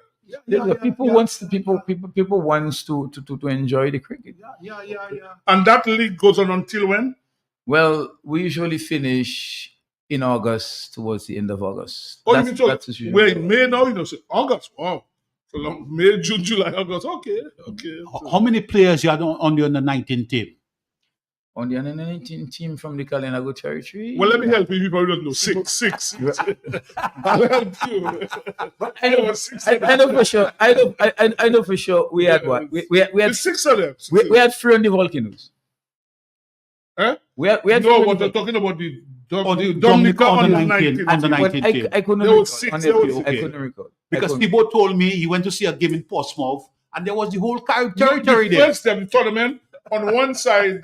Yeah, you swear you were in Salibi or something like that, or Crayfish River. This is Kalinago cricket. This is Kalinago people. We follow our team where the crowd follow our team. For example, when the KSA team is playing, when KSA put the team together and we're playing, we organize buses when our teams are playing. Like right now, Marino Blasters is now Kalinago Blasters. So when you hear Kalinago, you got rid of Michael Astafan? No. Michael is still an integral part of us. No, we're just integrating the whole Kalinago cricket with the whole club setting of Mariners. So we're trying to make it a family Mariners, a family affair of Kalinago cricketers. So when they play in the KPL, they have something to look forward to, that they can become a member of the Marino, the Kalinago Blasters. They can become a member of that, and then they can play in the Premier and in the Division 1 league. This intermediate, sorry. This year we are only going to play Division 1 or the Premier League. Where is Anderson Burton? Is he around? No, he lives in Guadeloupe now. He has migrated. He lives in Guadeloupe. He's migrated. Yeah, but he's a member of the Crayfish River Bar. Is he going to come down to play cricket? Because they don't play cricket. Do they play cricket in Guadeloupe? Do they? On a small scale, yes. Yes, Paul Viville and the guys. They have about 3 or 4 cricket teams in Guadeloupe. Strange. He migrated to Guadeloupe. Wow. Well, his wife. His wife is French. You have a very bright talent, Arsenio Fontaine. Thompson Fontaine always speaks highly about him. He was the captain of the under-15 team. He played on the 19. I understand he's on the Winwood Islands under 19 team. Can you tell us something about this young talent, bright talent from the Carib territory? Arsenio is a product of KPL, as well as the schools program. Arsenio have started playing KPL from the inception of KPL. His mother was a member. His mother used to play KPL. That is Nurse Portia Burton. She was a female cricketer. So that's where Ernisha gets that. The love and the passion. That family does have a love and a passion. And the other thing, they live right next to the ground. So they are always on the ground practicing. They're always training. Okay. Well, Israel, we have to come because we have some other gentlemen join us in a while. So we want to say thank you to you. And next week, we hope to every week so you can finish up with the scores and keep us informed. Well, I usually produce a report after every weekend matches. So I could always furnish all with that. And whenever I'm available, because I can be very busy at times, whenever I'm available, I will touch base with you guys. But I must say a very special thank you for the opportunity to come on Sports Wrap and really talk Kalinago cricket. And I also want to extend my condolences to Cedric Harris, my friend, and his family. May God strengthen you and give you and your family the grace and the strength to really pull through this moment. Right. I'm Pat Kalinago. I'm looking for my invitation to come up to the territory. So if you're Pat Kalinago, bro, Sibo don't need an invitation. So you don't need an invitation. Exactly. Thank you very much, man. Thank you, Israel. Thank you very much. But I look forward to seeing you guys up there one of those weekends. Thank you, man. Thank you. All right. Thank you very much. Yeah. Thanks, much. Appreciate it. Yeah, it was nice really speaking to you. Nice. And it's nice to see cricket being played around the island. Nice to see cricket played. Thank you. Thank you, my brother. Thank you. But what I want to say, Sibo, before we close and we move to that area, any area in Dominica where there's sports activity and you want the support of Sports Wrap, don't hesitate to get in contact with us, because our whole objective is to promote sports in Dominica. To promote sports, because there's something called sports tourism. And if our people can excel in sport, we can have a lot of morning circulation in Dominica. So we are pushing sports tourism. It's unfortunate we're going to get a little wide. Where we're going to have the T20 World Cup in Dominica. It's very unfortunate. It's very unfortunate. Tom said, Israel just said sorry, he forgot to greet you. He just said sorry. That's okay. And Lobby, both of you all. He just said sorry, he forgot to greet you all. He's apologized. That's fine. They're doing great. Yes, well, guys, we're waiting to be joined by Andrew Mason and Philo Wallis in England. The West Indies will be announcing their team tomorrow. Before we talk about the West Indies, I saw the Indian team, and you know what I'm saying? When I saw somebody like KL Rahul, people like Rahul, Shubman Gill, they would make any other team probably in the world, They cannot make an Indian team. It's something else. I mean, I don't know. It is unbelievable, huh? Yeah. And nine countries have named their teams already, including Australia and England. Well, New Zealand were the first to name their team. Right. Yeah. Well, the thing about it, Thompson, I'm sure the ICC has all the teams, what I suspect, because Darren Sammy was supposed to have been on it for tonight, but because the West Indies board must have asked the ICC because they wanted to have a press conference tomorrow. So maybe It hasn't been revealed to the public, but I'm sure the ICC will have all the teams because all teams were supposed to be in by the 1st of May. Every single team. Yeah, but I've been monitoring the ICC website, and they've only announced 9 out of the 20. So I'm not Even sure. Pakistan, we haven't seen the Pakistan team yet. We haven't seen Pakistan. Afghanistan named their team on Tuesday. Afghanistan, Oman, Nepal. Along Canada with, announced the team today. Canada brought out the team today. That is correct. Yeah. It's good to see on the English team Archer and Jordan. Two Barbadians. Yes. Two guys are on that team there. But interesting enough, Landa, it seems like England is falling back on experience, huh? Moeen Ali, even Rashid is there, Adil Rashid, well, he's one of the best white ball bowlers, eh? Mac Wood, we have a caller. Let's take the caller. Hold on. Good evening. Hello. Hello, I'm calling with Long Home Products. Hello. We're a home improvement company. Can you hear me? Hello. Yes. Good evening. Oh, yes. Good evening, sir. I'm calling with Long Home Products. We're a home improvement company. Just reaching out about your bathroom. How are you doing today? No. Lady, you're the wrong show. Sorry. Yeah. Sorry. Thank you. Sorry, we're on the wrong program. Thank you. What's happening in Nepal? Well, they've had close game with West Indies. In fact, last week, Lobby was saying, why Nepal? But they stunned West Indies in the first game. And the other games haven't been bad. They haven't been beaten badly. Yes, sir. But it's unfortunate that the West Indies team, 1 minute, Thompson, the West Indies team was possibly looking at Afanez to be part of the team for the World Cup. But in Nepal, for some strange reason, he has not been performing. So some work has to be done. Clement Marsley, you need to intervene and work with Afanez. You are the local manager of the Dominica team, the president of Dominica. You're on the Windward's board, you're on the West Indies board, and something has gone wrong. Afanez has been going through a bad patch, and he needs some kind of support. So Marsley is a critical area that you get involved in. But Lord, he scored 40 something in the first game. That we lost. After what happened? He ran out. He got run out. That he was looking extremely good. Remember, he already had, I think, 2 6s and 3 4s. He was looking in tip-top shape when he got run out. That's early scores. But what I suspect is going to happen, because Brian Johnson Charles did so well with the 169 not out. I think Johnson just signed his ticket to be on that, to be that other opener for the West Indies. Yep. But Landa, you're asking Miles to help. My opinion is this: as a professional sportsman, you have to help yourself. You see, cricket. I always look at Sebastian. When Sebastian came from England, the first thing he joined the Celtics. He joined a club. He loved to bat, and he never stopped. He always involved in batting. Wherever Sebastian performed a game, he would have been there. As a cricketer, you have to get involved in batting. Wherever you are, get a knock. Go somewhere, get a knock. You have to help yourself. I don't know if Sebastian will agree with me. Yeah. I mean, you have to practice. You have to recognize. As Ronald said, be going through a bad patch. I'm not even sure if him batting open T20 is the right thing for him either. I'm not even sure of that. Even the vice, I would think of this thing is vice captain Sebastian. These things affect a lot of batsmen, you know. Well, I would like to see him concentrate on his batting, instead of having all this thing to do, vice captain. Yes, definitely. Because, you have to give it up.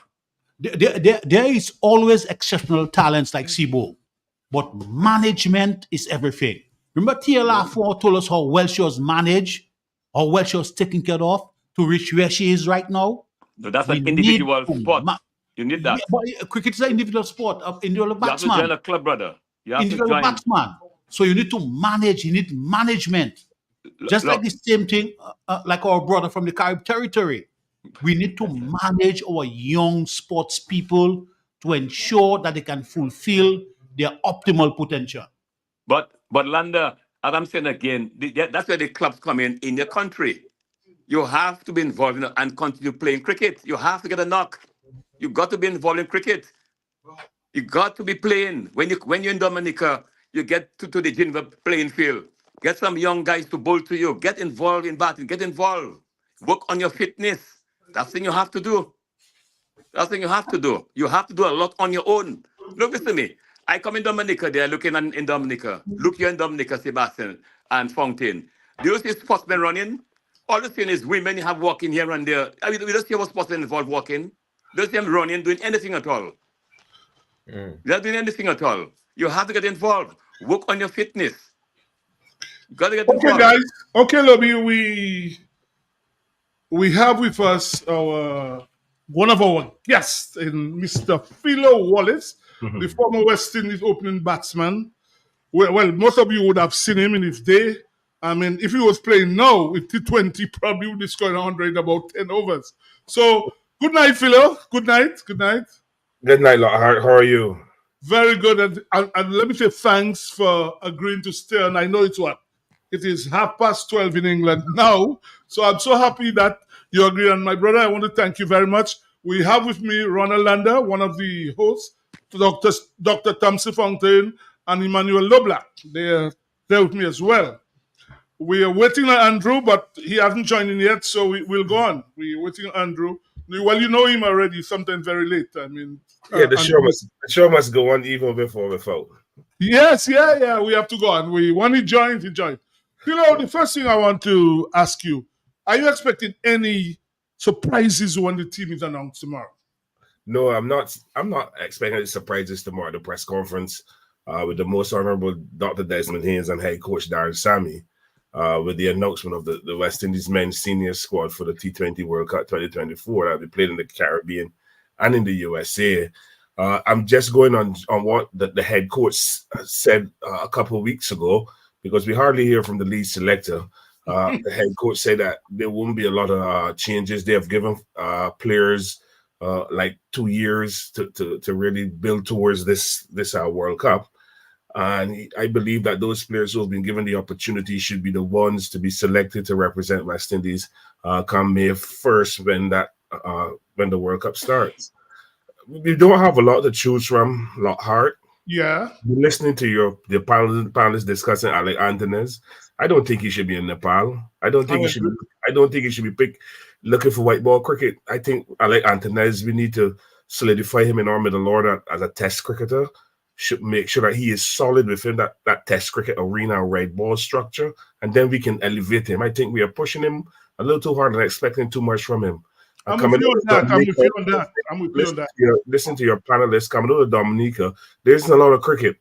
And Mr. Emmanuel LeBlanc, he said that you have to do a lot of work on his own, and I agree with you. But he has to do a lot of work on his own with people like Dr. Fontaine to help him, to help structure practice properly and get him to come to a structured practice where he has to train first, then go into the nets and bat for session by session by session. Because when you play test cricket, it's 2 hour sessions, as Lockhart will know. So we need him to solidify himself as a test cricketer and take this monkey off his back as a white ball player.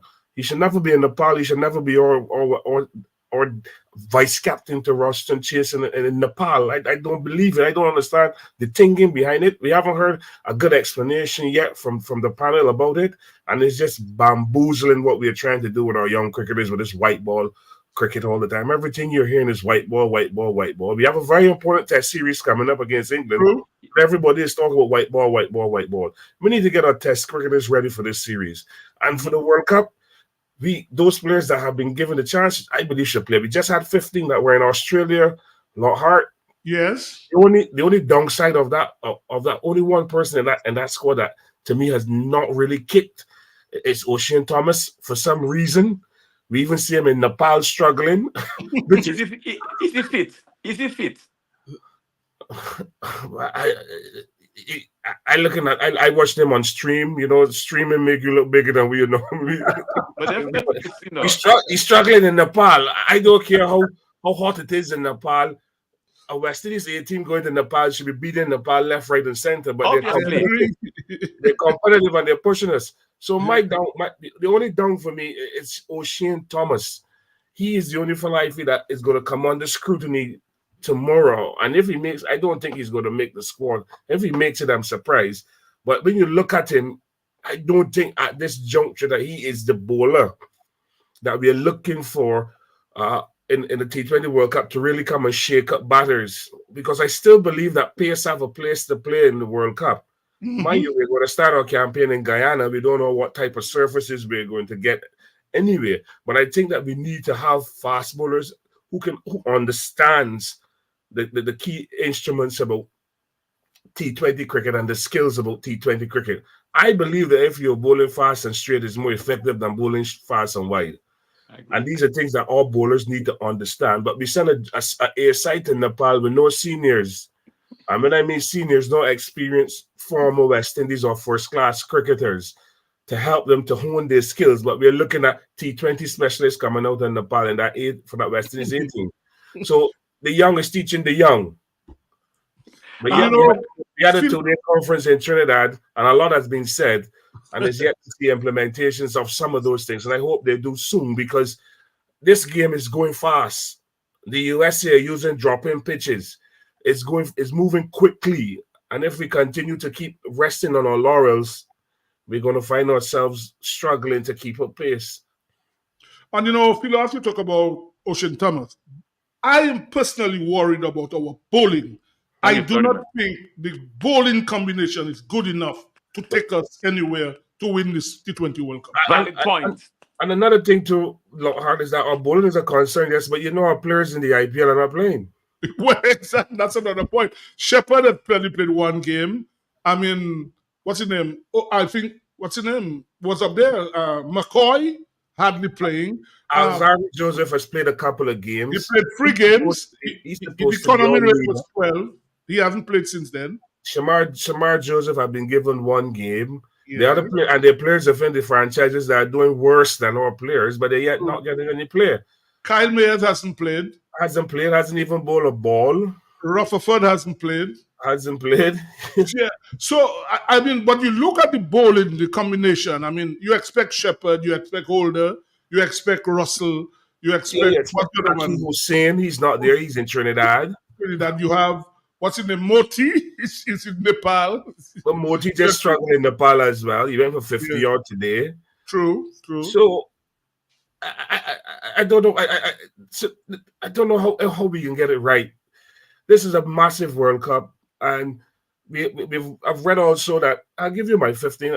I've read also that go ahead. We want the 8. England are going to pull the IPL players out of the IPL, so they won't be playing in the playoffs. I don't know if tomorrow we will hear something from Cricket West Indies about all players in the IPL, because we want to win the World Cup. You can't win the World Cup with a 5-day camp. I agree.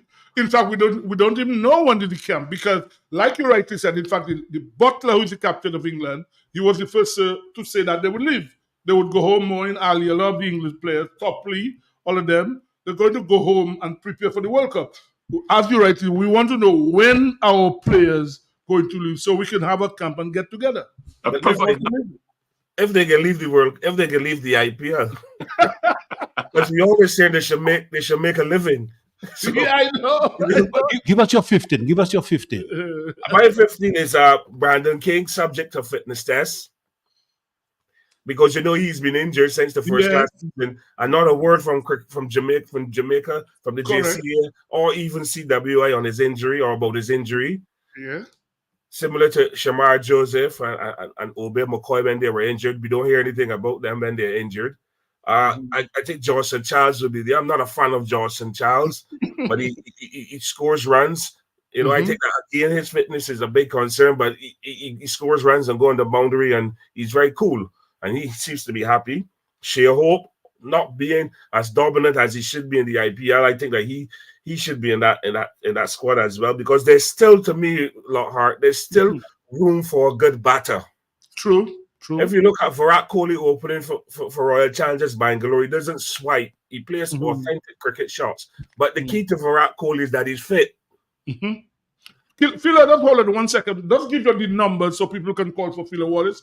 Just say the numbers there for me, please.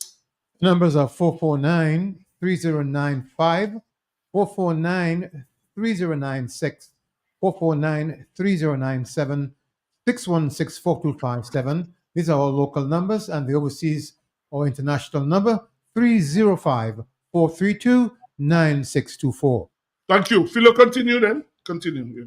And then I have Nicholas Puran. Obviously, he's the guy who is going to be the middle order. He's going to be the glue.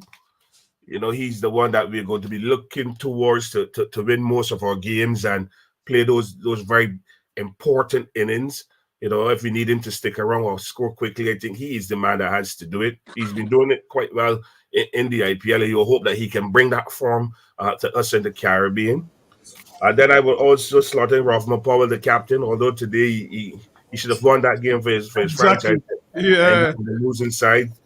Smart bowling by the former Indian seamer. So again, once you got bowlers that are thinking, you can win games, defending a small total as they call it in the IPL now. I take that Roston Chase has more than earned his keeps. He's leading the team. He had a good game against Australia when West Indies were last there, and he seems to be the one that the player that seems to be maturing quicker than most of the others in this T20 format. I think we look at it. I think we also have to look at Andrea Russell as well.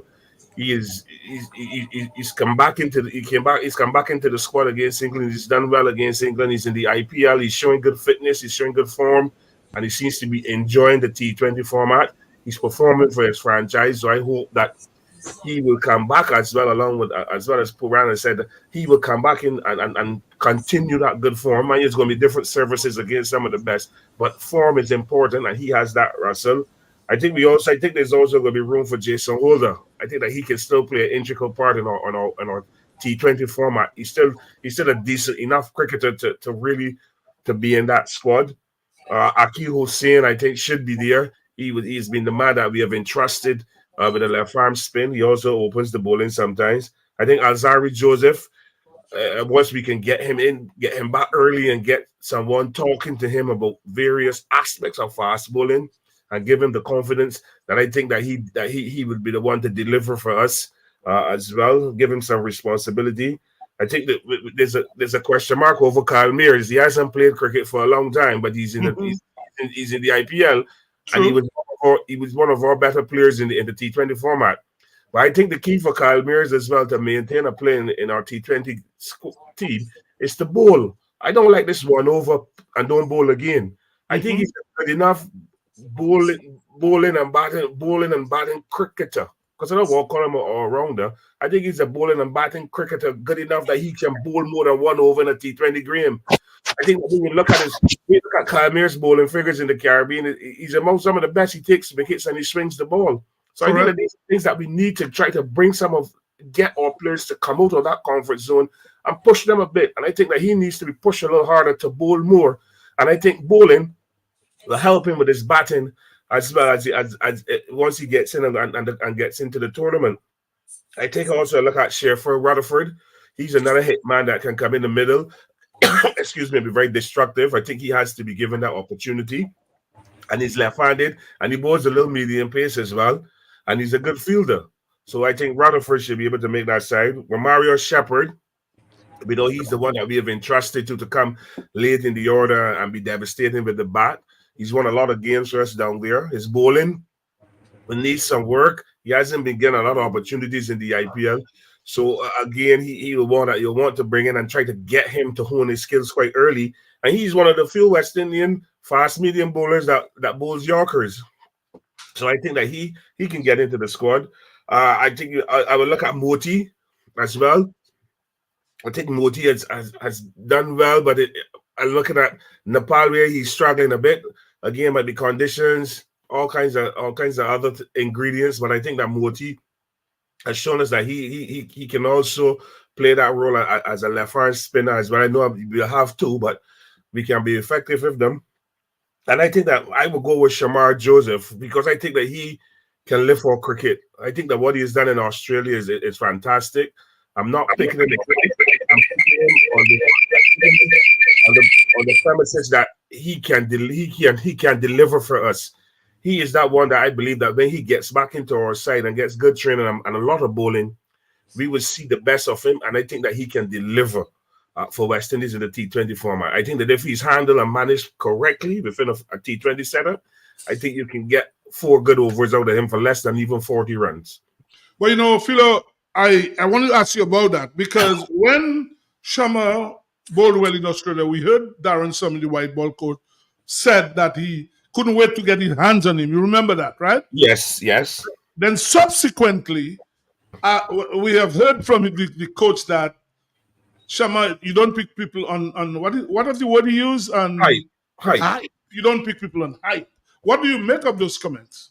I think those comments were a little harsh because Darren Sammy needs to understand that this is West Indies cricket and we don't have a lot to choose from.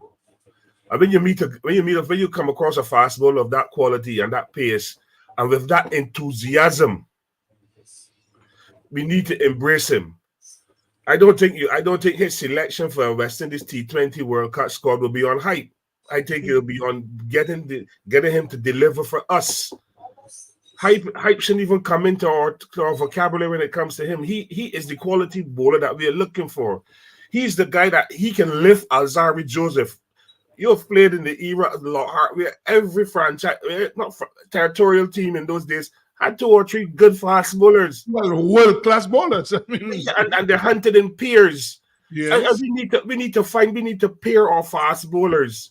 We are going away from what was working for us and bringing other people's formats into our cricket, and it's destroying our cricket.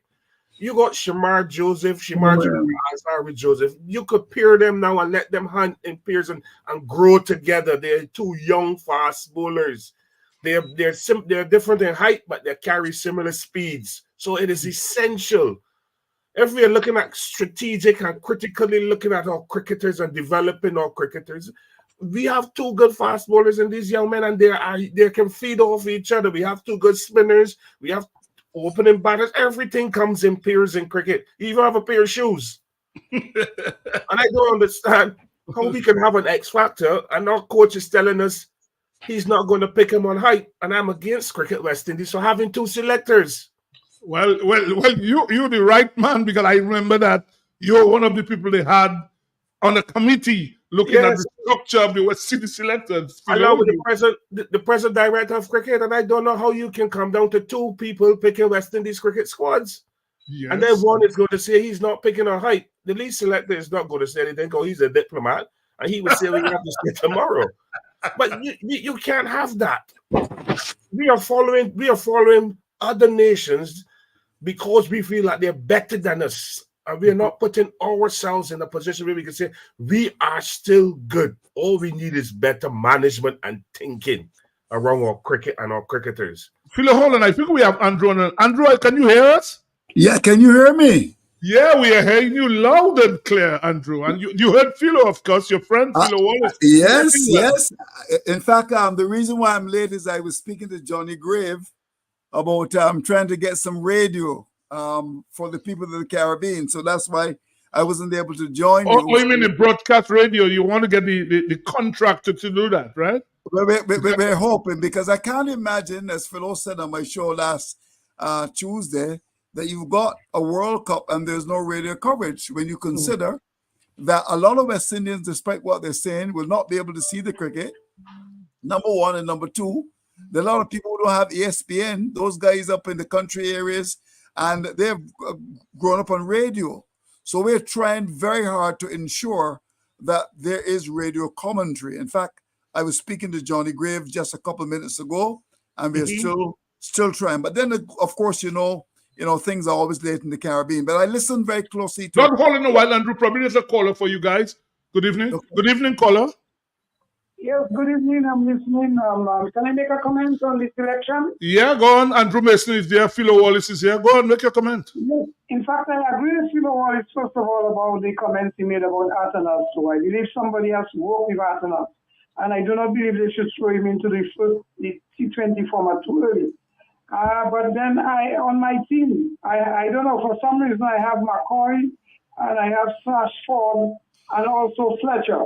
On my team, Paul King, Poram, Joseph Alzarri Joseph, and that is Julian Charles, Rutherford, Russell Holder, Hostman, Moti, Fletcher, McCoy, Chase Cook, and Mears. I would not put the new Joseph, the young fella who made us win in Australia. I would not expose him too early in that sort of format. But he's a prospect for the future. And I'm listening some very good comments. In fact, last night I listened to, Tuesday, to Mr. Mason and guest and Philo Wallace. Positive comments. Thank you very much. Thank you, caller. Thank you very much. Thank you. Andrew, go on, Andrew. Yeah, well, I don't agree. Hold on, Andrew. There's another caller. Hold on. Good evening, caller. Hey, Sibo, what's up? Good night. Good night. Yeah, I'm watching. I'm listening to Philo from since 5 o'clock. I'm in Texas. But what I'm saying, as Philo Wallace just mentioned, he was talking about the selection on the team, but you all tend to forget about Jason Seals. Jason Seals is a very, very good bowler that could be compatible or could work together with either. You're talking about 50 T20 cricket, Jason Seals? Yeah, but Alzari as a test bowler, and then they bring him into T20. Remember that, right? Go on, make your comment, make your point. Okay. So what I'm saying, there is an open bat from Trinidad. I can't remember his name, but this guy was on top of his game for a long time. And since Haynes come into the selection team, Haynes started having a fight with this guy and bring this guy confidence and just destroy him. An opening batsman from Trinidad? Who are you referring to? Which one? Trinidad, You mean Evan Lewis? Lewis.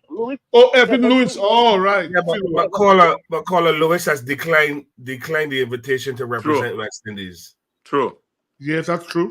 That's so true. If I invite you to come and play for West Indies and you decline, what should I do? Philo, let me say something. Caller, hold on a while. I was a selector while Evan Lewis was playing.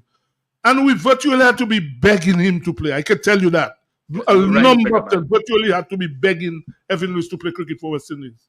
I can tell you that. I understand. Okay, but at the end of the day, the main issue was he and Haynes was in some forward and backward arguments and this and that and whatever.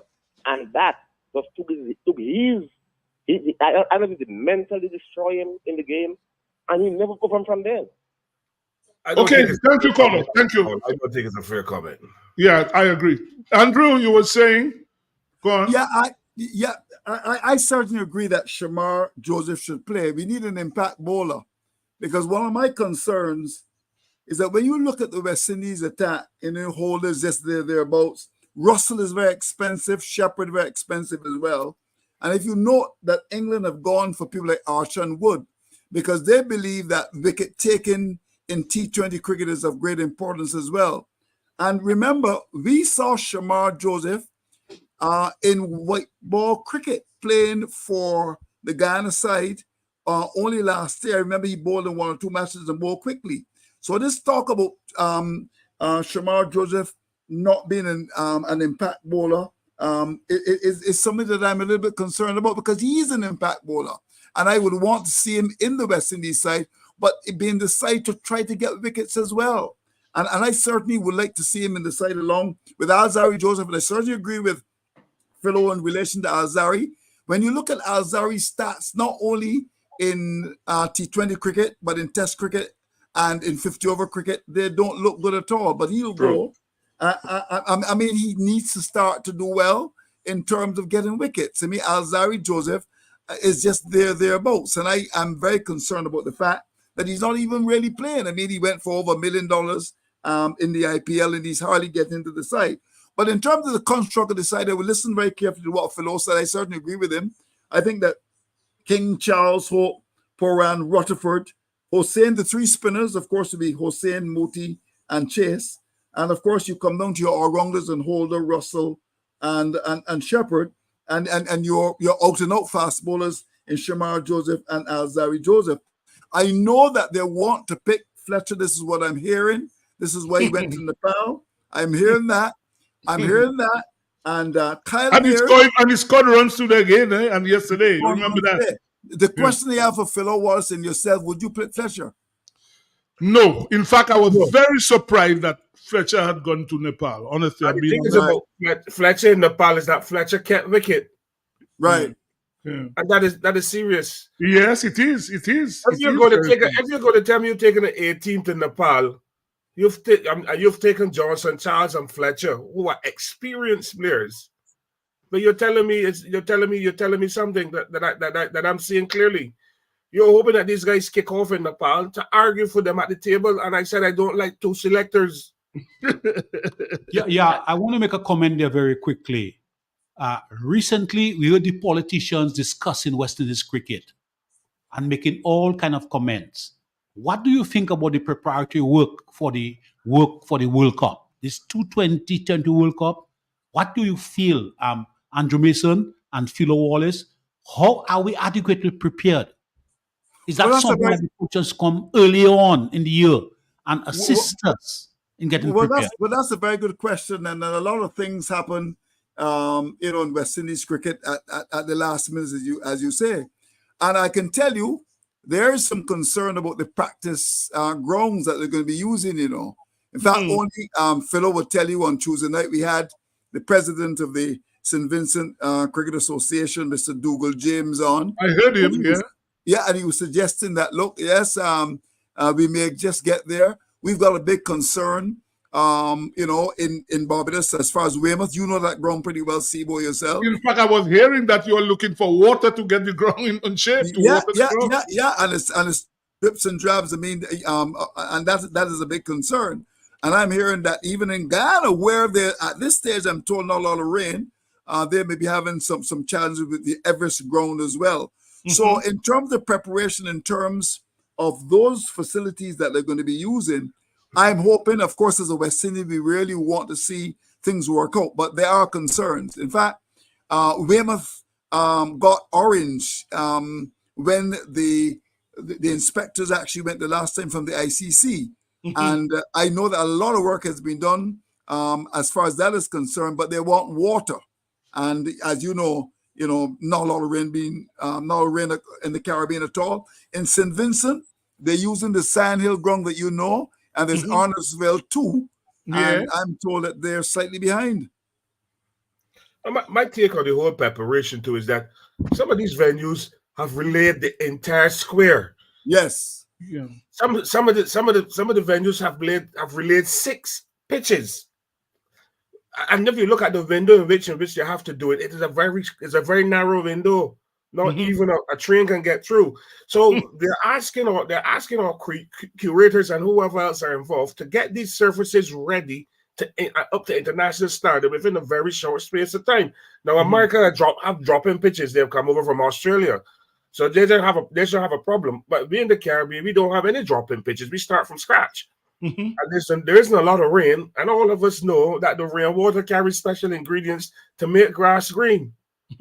Gentlemen, stay on the line. We're going to take an ad break. Just stay on the line 1 minute after we take an ad break.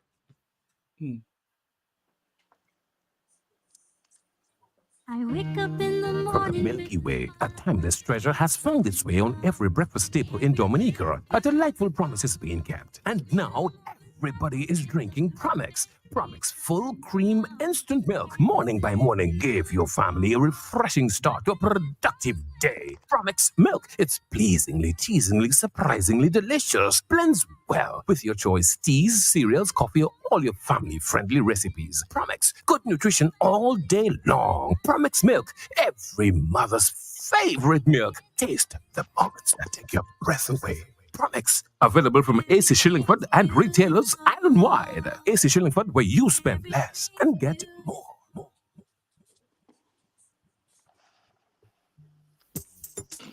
Rudolph Thomas Enterprise in Portsmouth, your suppliers of building materials and hardware products. Over 20 years experience in the business. Rudolph Thomas has lumber and plywood, Portland and tile cement, steel rods, galvanized and fence pipe, and Rudolph Thomas can meet all your wire needs. Galvanized roofing sheets, doors, windows, toilet sets, face basins, and bidets. PVC piping, fittings, and lattice. Check out Rudolph Thomas for ceramic and vinyl floor and wall tiles, nails, nuts and bolts, paint and painting supplies. And check out their line of electrical and hand tools. And Rudolph Thomas is your one-stop shop for hard-to-find items like fiberglass mat and fiberglass resin, and welding rods. Go now to Rudolph Thomas on 1240 Bay Street in Portsmouth.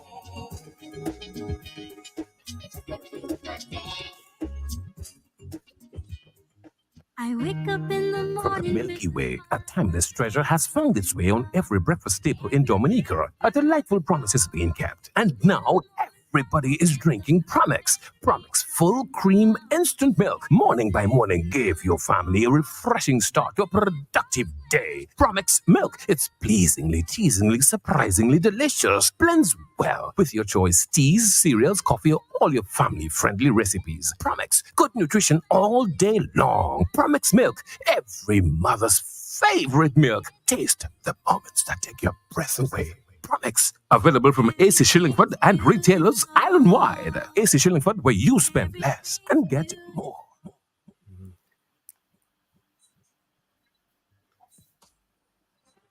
Sibo. Okay, we're back. Andrew, I'll ask you a question. Why are they using the ground in your parish, St. Philip, instead of the police ground? No, but they are. Oh, you're talking about the Windward ground. Right. Yeah, there are three venues they're using. They're using 3W's Oval, they're Mhm. using the police ground, and they're also using the Windward ground. Oh, okay. Yeah, Oh. and that's the ground that you like too, I'm told. Is that true? Is that Philo, true, you hear Sibo? you, Is that true, Sibo? I like your I'm parish. told That's that. all I'll say. I like your parish. St. Philip is nice. That's all we'll say. Yeah. A quick question for Andrew. Moving away a little bit from the T20, but I wanted to go to the white ball. To the test. The red ball, yeah. A red ball there in England, coming up in England, and whether he would move significantly away from the team that went to Australia, whether he would keep that team intact going into England. Andrew, you heard the question? Yeah, but is that for me or is that for Philo? For you, he was asking you directly. Philo has already opined. Philo Philo. feels that the team should remain largely intact. So I was wondering, I want to get your take on it. Yeah, I think so. I know that Roland Butcher, former selector, is saying that he wouldn't take Jason Holder and he would stay with Graves, and that has certainly created a big stir. Graves did pretty well. The fielding was very good. I think we only dropped one catch, but I suppose that once someone like a Jason Holder is available, he certainly will be in the side. You got Shamar Joseph, you got Alzari Joseph. My big concern would be the opening position. As you know, young Chandler Paul really hasn't really done very well in recent times. And, Michael Louis has really shone, and it's going to be very difficult, in my view, not to carry him, given what he did in the regional competition that ended recently. Athenaeus has been off form, but you got to stay with him. You got to stay with Mackenzie. And, of course, there was some talk that Shea Hope would get into the side, but Imlach has done so well, not only his leadership of Guyana, but also making runs as well, that he will certainly go as a second keeper to De Silva.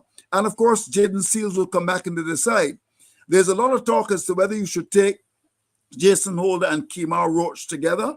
I'll only take Kemar Roach because that you're playing in England and where he can just get the ball to move around a little bit. But Jaden Seals' selection is going to be a good one, an obvious one. He's bowling so well in England. So basically, I expect Holder to come into the side, Jaden Seals to come into the side, and expect Athenaeus to retain this place along with young Mackenzie. What about Hodge? My big concern would be the opening position, whether you stay with Chandler Paul or you go with Louis. But Andrew, remember, and Philo, McCaskey was in Australia. I don't see a McCaskey going to England. Honestly, I don't see him, the opening batsman. He only averaged 29 when he came back from Australia in the first class competition. So I can't see him getting that team. So to me, it would be an easy swap to have young Louis for McCaskey. Young Louis. And let's be real, Philo, Andrew, Jason Holder is one of our best cricketers. Both he and Graves do almost the exact same thing. I cannot see Graves being on the team before Holder. That to me is a no-brainer, honestly. Yeah. It's going to be, I was rather surprised that Roland Butcher, who is a former selector, was touting that he would certainly not carry Holder. They certainly created a big stir in Barbados. But that's he said he would crazy. stay with Graves. Yeah, that's crazy. I mean, how could you pick Gravely for Jason Holder? Maybe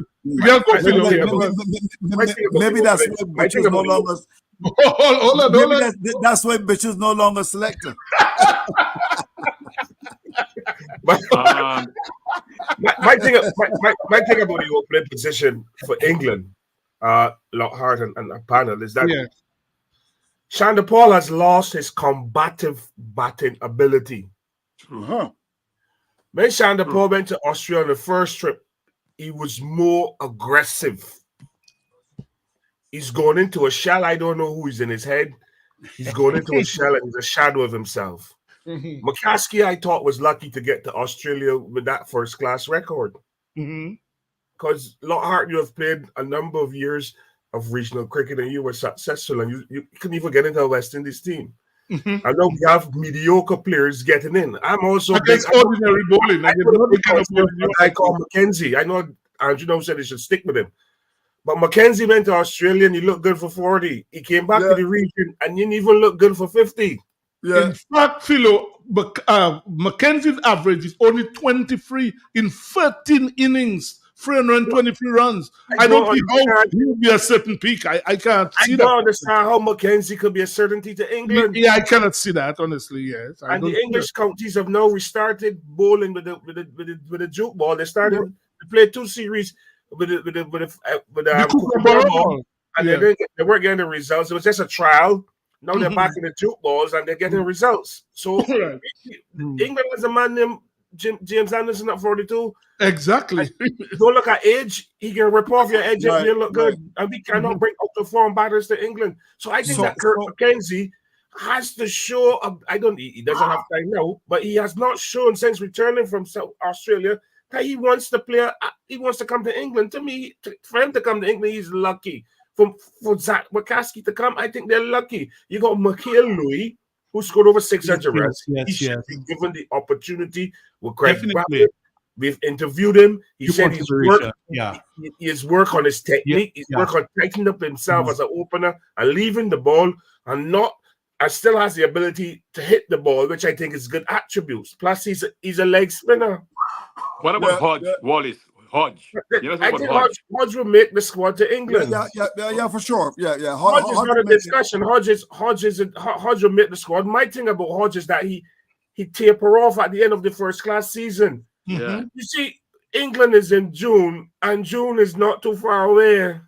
Well, it's only a month from now. You're right. And these fellas and first-class cricket has finished, but the fellas have not finished on the high. The fellas finished on the low. In fact, Philo, when you look at Shanda Paul, Hodge, Afanaz, Mackenzie, all 4 of them had miserable seasons, to be fair. All 4 of them. Yeah, I agree. And that is why I keep asking the franchises and even CWI, where is the experience to help these young men? When they return from Australia, a senior batter or a senior cricketer should have been employed by those franchises to help those fellas. But we allow them to come back into their franchises among their peers. They no experience and they just get worse and worse. Jermaine Blackwood, off-white's captain a year ago, was captain. They drop in because he didn't score no runs and they losing all the games. Philo, he scored 95 runs in 5 matches and he was dropped by Jamaica team. And he played in Dominica a few months ago. Test cricket, by the way. And we don't see this as anything, that's okay. It is a big thing to me. Because if you are telling me that we have allowed Mackenzie to return from Australia with Jermaine Blackwood as a captain, I know he's gone out of our cricket. He was our vice captain in West Indies cricket. And he's no longer there. Brandon King took over. That is telling us something. We need the presence of people who can instill a management, Philo. You're making a very important point. You need to manage those young players. Have to. System the development. You must do that. Anyway, gentlemen, we have come to the end of our time. So, Philo and Andrew, your final comments, please, because it's 8 o'clock and there's enough program. Philo, let me first thank you for staying up so late. And my brother, I won't forget that. And we'll do that again at some point. But I want to thank you very much. It's minutes to at 1 o'clock now in England, AM. So let me say thank you to you. And Andrew, your final comments, please. Thanks. Well, looking forward to that team tomorrow. I don't think there are going to be many surprises in it. I think whether or not you're going to be playing mirrors, because I know there's some question mark, but I think the side is fairly predictable, and we've got to support the West Indies team. So I think that the people that we discussed, I think 99% of them will actually get into the side. I agree with you. Philo? Yes, so I just want to say thank you a lot, Hart. And obviously tomorrow is going to be a big day in West Indies cricket. That World Cup squad that everybody is anticipating. One guy coming from Trinidad, he was disappointed that it has not been announced yet coming out of that meeting from last week. But obviously Cricket West Indies know what they're doing. I hope tomorrow that the squad is selected is a good balanced squad, and it can come into the World Cup, and the West Indies and the USA and represent West Indies with distinction. And on June 29th, West Indies could be lifting that World Cup in Barbados, and I hope that they can do it, but it's going to call for a collective effort. Gentlemen, thank you very much. Thank you. Thank you. Highly appreciate it. Highly appreciate it. Thank you. Lockhart, yes, Andrew? We'll send the invoice. Oh. Well, I don't feel I want to do that. Thank you. Thank you, guys. Thank you, man. Thank you. Bye-bye. Thank you, man. Okay, gentlemen, we've got, by the way, it's halftime in St. Vincent. Dominica 0-0. It's halftime in the football game, Dominica against St. Vincent. So, gentlemen, we've come to the end of our program. On behalf of Dr. Fountain, Emmanuel LeBlanc, and Ronald Lander, we want to say good night, everybody. Have a good night. Lovely program. From the Milky Way, a timeless treasure has found its way on every breakfast staple in Dominica. A delightful promise is being kept. And now, everybody is drinking Promex. Promex full cream instant milk. Morning by morning, give your family a refreshing start to a productive day. Promex milk. It's pleasingly, teasingly, surprisingly delicious. Blends well with your choice teas, cereals, coffee, or all your family-friendly recipes. Promex. Good nutrition all day long. Promex milk. Every mother's favorite milk. Taste the moments that take your breath away. Promex. Available from AC Shillingford and retailers island-wide. AC Shillingford.